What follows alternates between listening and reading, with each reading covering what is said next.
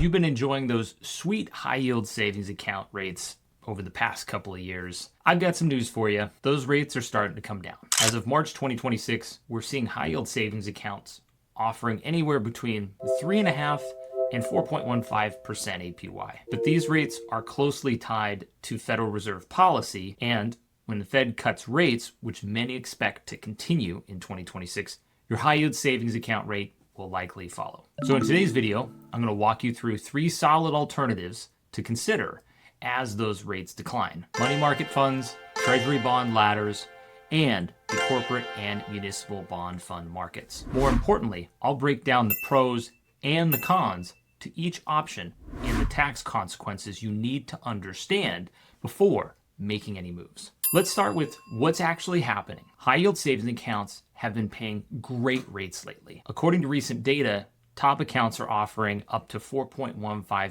APY, with others down to about 3.5%. Compare that with the national average savings rate of banks, just 0.39%. You can see why these accounts became so popular. But here's the thing, these rates don't stay high forever. High yield savings accounts rates are closely tied to the Federal Reserve's benchmark interest rate. When the Fed raises rates to combat inflation, high yield savings accounts go up. When the Fed cuts rates to stimulate the economy, those savings rates come right back down. With the Fed expected to make at least one rate cut in 2026, we're already seeing the beginning of this trend. Now, I want to be clear, even as rates come down, high yield savings accounts are still there to serve an important purpose. They're fantastic for your emergency fund because they offer FDIC insurance up to $250,000, and they provide instant liquidity. They also have no market risk. But for money beyond your emergency fund cushion, especially if you're sitting on $50,000, $100,000 or more in cash, you may want to explore alternatives that could offer better returns or tax advantages. Let's talk about money market funds, which are often confused with money market accounts, but they're actually quite different. A money market fund is a type of mutual fund that invests in highly liquid, short-term debt instruments like treasury bills, commercial paper, and certificates of deposit. Here's what might make them attractive right now. Money market funds currently offer competitive yields that are often in line with or slightly better than high yield savings accounts. More importantly, they tend to be more responsive to interest rate changes, which means they can sometimes maintain their yields a bit longer than savings accounts when rates start to fall. Now for the pros. First, money market funds offer excellent liquidity. You can typically access your money within a business day or 2 at the most. Second, they're professionally managed, so you don't have to worry about constantly monitoring rates or moving your money around. Third, money market funds invest in government securities, making them extremely low risk. But there are cons to consider. Unlike high yield savings accounts, money market funds are not FDIC insured. They're still considered very safe, especially government money market funds, but there's technically a possibility of losing principal, though it's extremely rare. Second, they may have minimum investment requirements, often $1,000 or more. And third, you'll need to open a brokerage account to access most money market funds. From a tax perspective, here's what you need to know. Interest earned from money market funds is considered ordinary income, just like interest from a savings account. This means it's taxed at your regular income tax rate, which could be anywhere between 10 to 37%, depending on your IRS tax bracket. Now, let's move into Treasury Bond Ladders, which is a strategy I often see sophisticated investors using. A Treasury Bond Ladder is simply a strategy where you buy bonds with different maturity dates, creating a ladder effect of bonds that mature at regular intervals. Here's a hypothetical example. Let's say you have $30,000 to invest. You might buy $10,000 worth of 1-year Treasury bonds, $10,000 in 2-year Treasuries, and $10,000 in 3-year Treasuries. As each bond matures, you can either use the cash or reinvest it in a new 3-year Treasury, extending the length of the ladder. According to recent data, short-term Treasury bills are yielding around 3.6% for 3-month bills and 3.63% for 4-week as mid-February 2026. While these rates are lower than high-yield savings accounts, they may offer some unique tax advantages. The pros of Treasury Bond Ladders can be compelling. First, they're backed by the full faith and credit of the U.S. government. Most investors consider them essentially risk-free from default as far as that standpoint. Second, they provide predictable income and a clear timeline for when your money will become available. Third, and this is important, Treasury bond interest is exempt from state and local income taxes. If you live in a high tax state like California or New York, this can be a meaningful advantage. But there are cons. First, if you need to sell a Treasury bond before it matures, you could lose money if interest rates have risen since you bought it.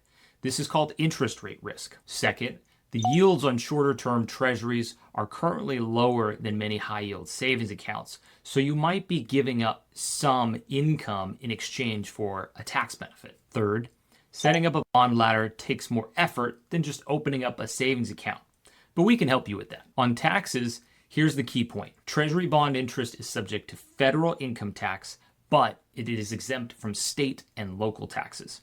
So, for someone in a high tax state paying 10% state income tax, this exemption can make a 3.6% treasury yield equivalent to a 4% taxable yield. Finally, let's discuss corporate and municipal bond funds, which can offer higher yields but come with different risk and tax profiles. Corporate bond funds invest in bonds issued by public companies. According to recent market data, investment-grade corporate bond funds are currently yielding around 4.8 to just below 5%, with the Bloomberg U.S. Corporate Bond Index showing yields near these levels. High-yield corporate bonds, which are riskier, are offering around 6.6% as of February 2026.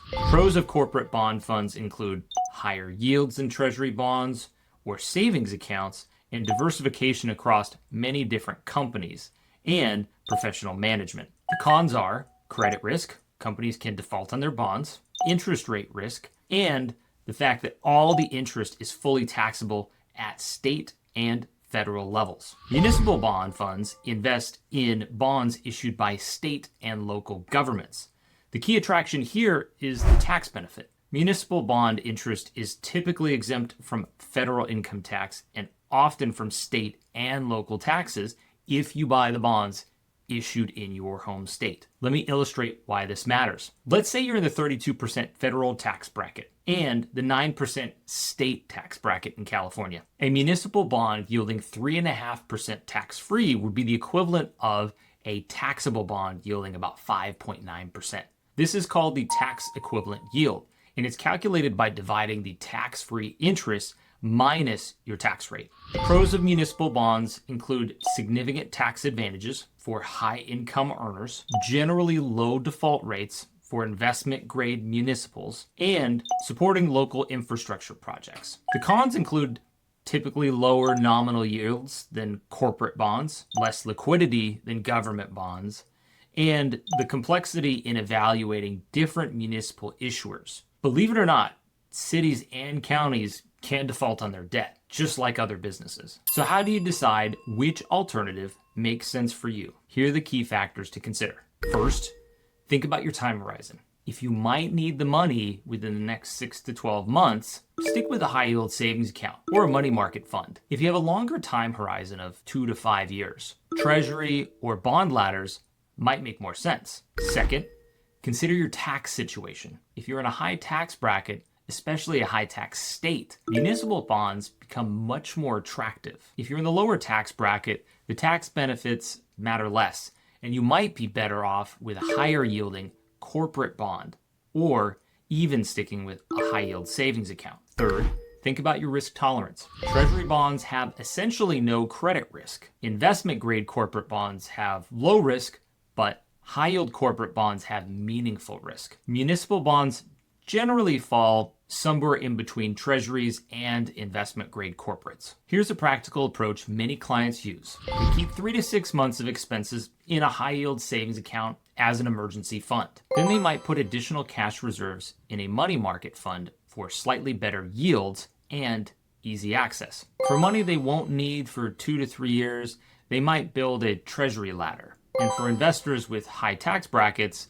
and longer investment time horizons, we often look at municipal bond funds for the tax-advantaged income. Now keep in mind, this video is simply talking about money that is in excess of your emergency fund and not retirement dollars. In another video, I will discuss investment asset location. Basically, what type of investment asset is ideal for what type of account. Remember, your cash strategy should be part of your overall financial plan. While high yield savings accounts have been a great place to park cash over the past couple of years, as rates decline, it's worth exploring these alternatives. If you're not sure which option makes the most sense for your situation, or you just want help implementing a strategy that optimizes for both returns and taxes, that's exactly what we're here to help clients with at Herrera May Wealth Management. Schedule a complimentary introduction call through the link in the video description. We'll walk through your specific situation and help you develop a cash management strategy